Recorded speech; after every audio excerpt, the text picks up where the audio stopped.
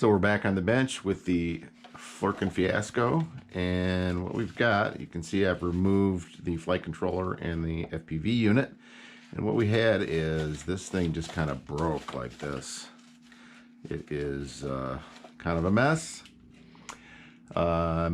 Still got the same motor on it, same ESC. We're going to try to fly it just kind of seat of the pants, try to cut the weight down quite a bit, see how that goes. I still got these batteries glued in here because I haven't pried them off yet. You can see I had the flight controller glued in, so it's kind of delaminated the paper there. And then I have this fiberglass rod that I'm going to install on the underside. Kind of, I'm going to slide it through and just kind of bring it out to about here, just to give that whole center section a little more rigidity across there. And then we'll glue and tape this. You can see I taped that one in the field the other day when I was there. That was in the video. And then we'll see what that does. These fiberglass rods, I just buy cheap kites at Walmart at the end of the season. You can usually get them for $1, and it usually has 3 of these 1/8" fiberglass rods in it. Or maybe it's 3mm. So there you go. We'll do some repairs, and then we'll come back, see how it balances, and then try to fly it again without all the extra gear on it. Okay, so I'm not sure how well you can see it on this camera, but I've got 2 fiberglass rods installed through the bottom of this. I haven't glued them yet. The glue gun is heating up. I'm going to be gluing this joint right here, pulling that back together, and then taping it from the other side.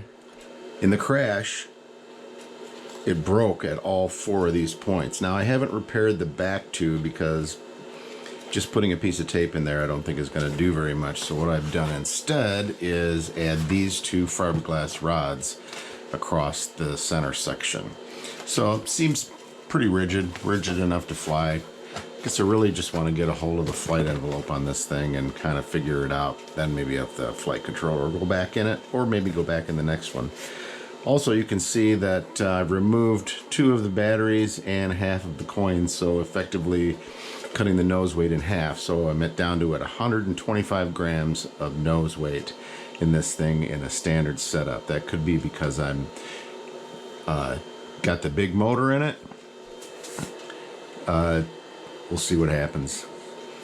I noticed in the build video Josh uses a Budget B, which I'm sure is a little bit lighter, and these things, they get tail heavy in a hurry. Okay, here goes. Flerken Fiasco, round 2. 1, 2.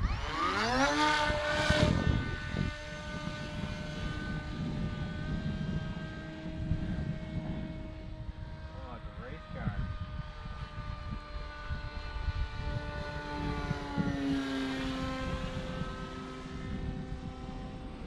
I don't know, it doesn't feel very forgiving. Okay, so that's, I mean, off the stick right there.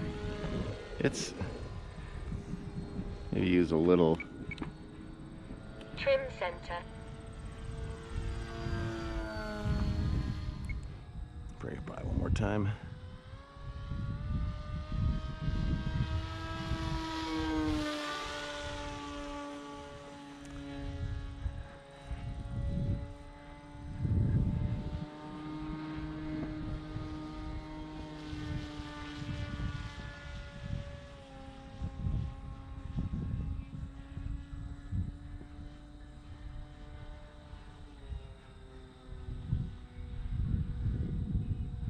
Okay. Let's see how it slows down. Dead stick.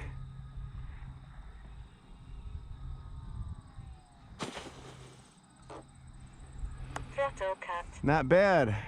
Kind of flies like a truck though. Yeah. If I put all the gear back in it, we'll just have to see how heavy it is.